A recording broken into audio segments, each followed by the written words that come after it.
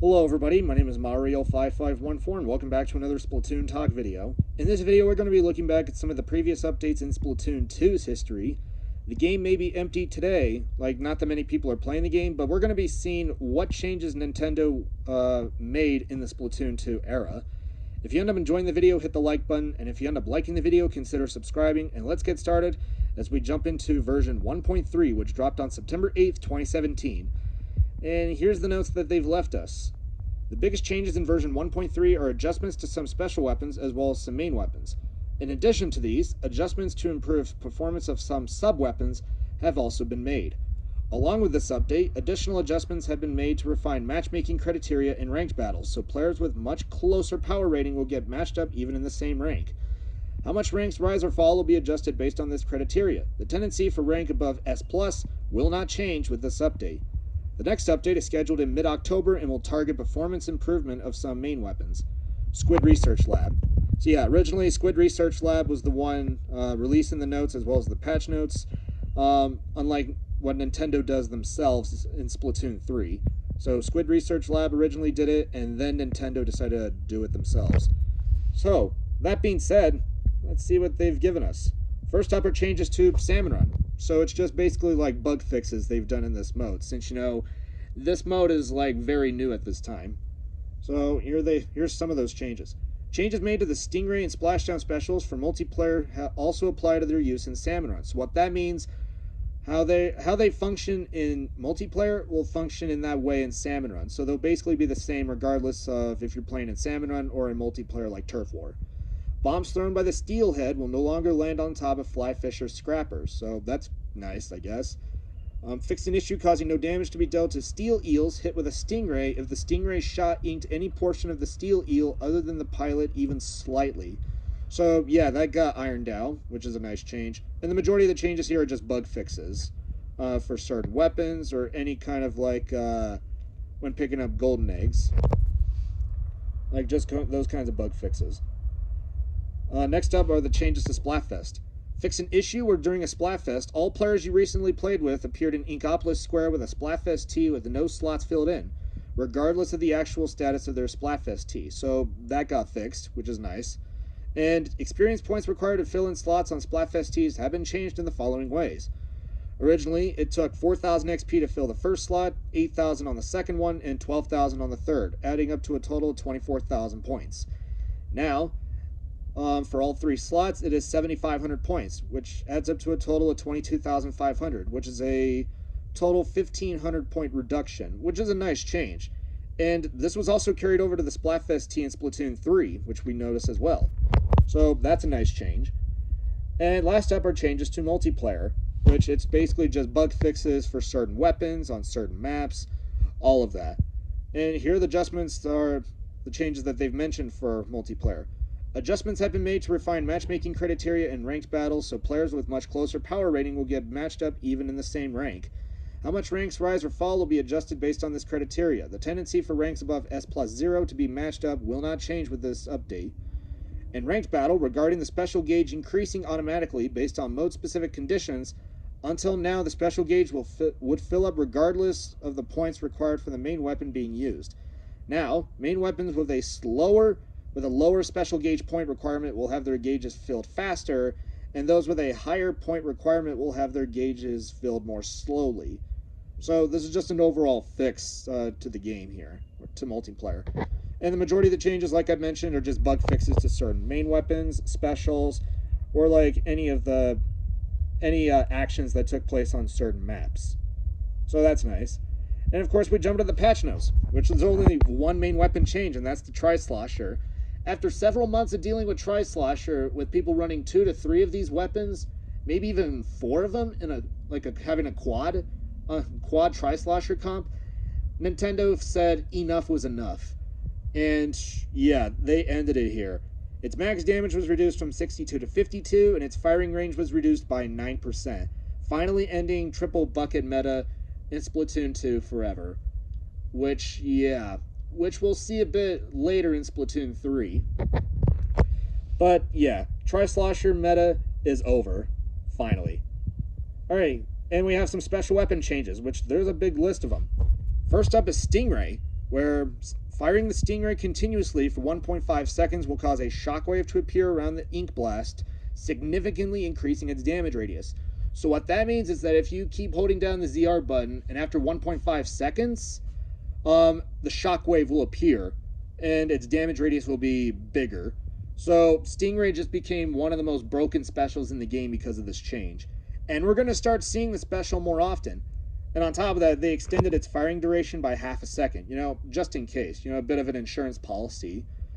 So yeah, Stingray just became very broken. And in fact, Stingray was so broken that even Nintendo themselves regretted adding this special to the game. In fact, ProChara did make a video talking about Stingray, which the link to that video is in the description below, so don't forget to check that video out for yourself. Next up is Splashdown, where the amount of time the player remains at the peak height of their jump was reduced by 10/60ths of a second, or by 10 frames. So what that means is that the time it takes for the player to reach their peak height and then hit the floor is 10 frames faster. So that's a solid buff for it. Its peak height of the Splashdown jump was increased by 31%, so your jump height is now 31% higher when you perform Splashdown. And the minimum damage caused by the Splashdown has been increased from 40 to 55. And yeah, originally, unlike Triple Splashdown, which is in Splatoon 3, Splashdown has 3 separate hitboxes, which you had an outside hitbox which deals 55 damage, you have an inside hitbox which deals 70, and then you have a direct which deals about 120, I think. Unlike Triple Splashdown, which has an outside hitbox which deals 60, and an inside hitbox which deals 220. And decrease the points required to use the Splashdown special for certain main weapons it is paired with. So yeah, we're going to be seeing some of these changes in the points for special departments in a bit. Up next is Inkstorm. Increased radius of effect by roughly 13%. So what that means is that its AoE radius is now 13% larger. So the ring you see when you're on the ground, when you see the cloud in the air and then you look down, you see that ring is now 13% wider. So yeah, that's a solid buff for Inkstorm.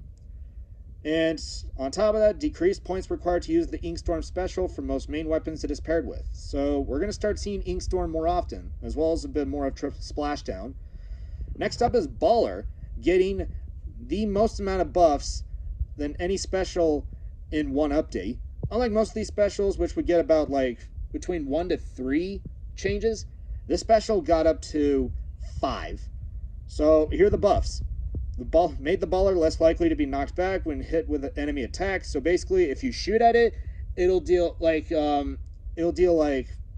less likely for it to be knocked back. So its knockback has been reduced. Its durability has been strengthened by 33%. Durability when using the max amount of SPU special power-up remains unchanged. Increased damage radius of the explosion by roughly 17%. And its paint radius is 7% larger.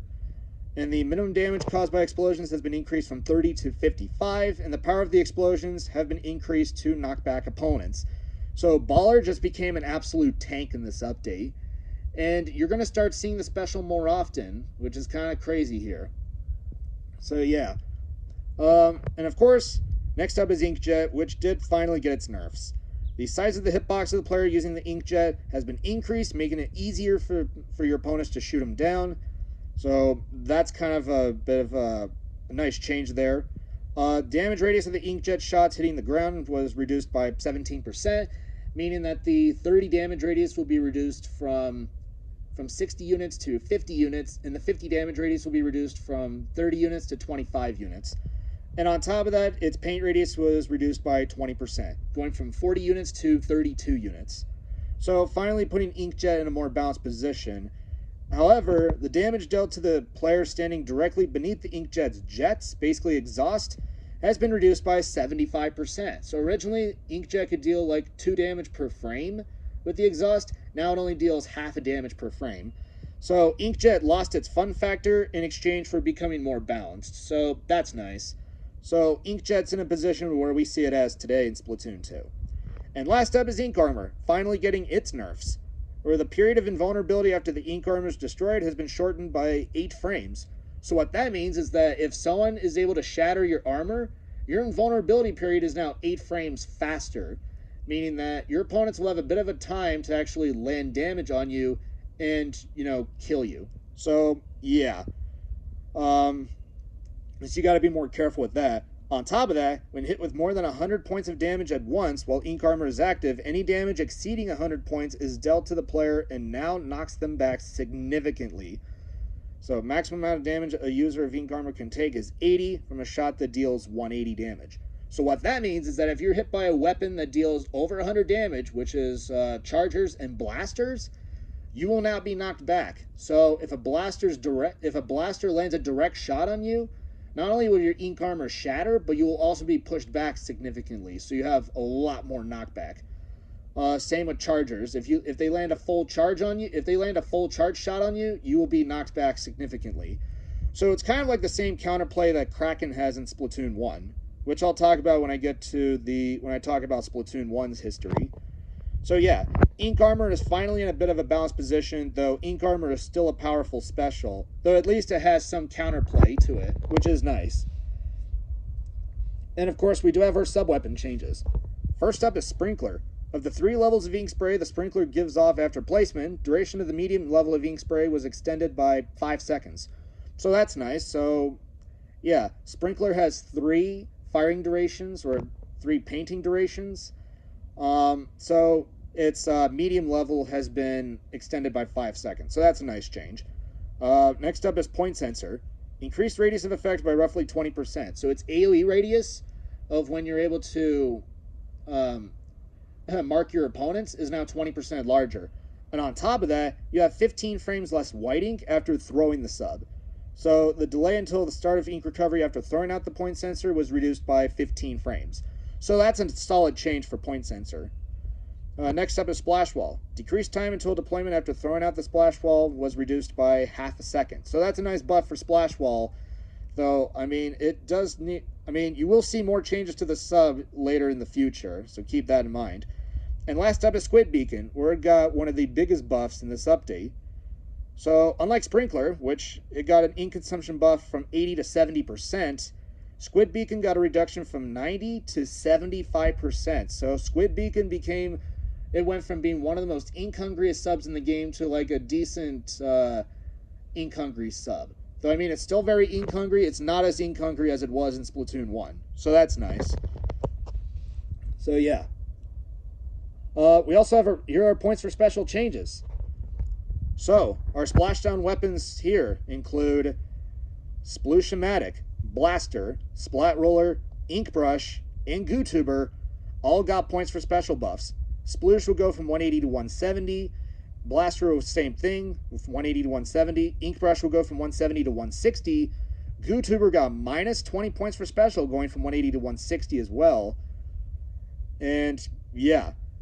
We also have our other points for special changes, as well as for like Inkstorm.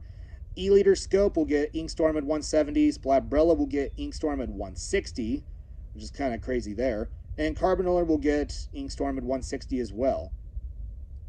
And for other changes are as follows. Splash will get Inkjet at 170. Aerospray RG will get Baller at 170. NZAP 85 will get Ink Armor at 190. Splattershot Pro will get Inkstorm at 170. 96 Gal will get Ink Armor at 200. L3 will get Baller at 170. Rapid Blaster will get Splat Bomb Launcher at 210p, which makes the second weapon to get plus 30 points for special. And Splat Charger and Splatter Scope will get Stingray at 190. But Ten-Attack Splatter Shot was given another plus 20 points for special. Or another plus. So I think it got like plus 20 or plus 30 last time. Now they're giving it another plus 20, making it the first weapon to reach 230 points for special, the highest we have seen in any weapon in the Splatoon series.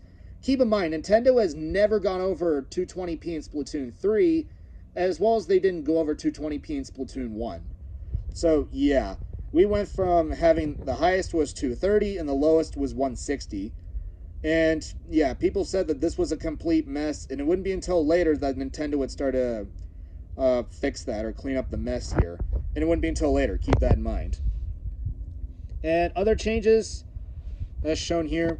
When talking to merch, a player's current cash and Super Sea Snails will now be displayed in the upper right portion of the screen. And we have a few other bug fixes shown here for ranked battles, for the Splatfest T, and for using the baller. So yeah, and that's it. That is those are all the changes for 1.3. And the next update will do a lot more than just what we've seen here. Thank you all for watching, and I will see you all next time. And until then, stay fresh.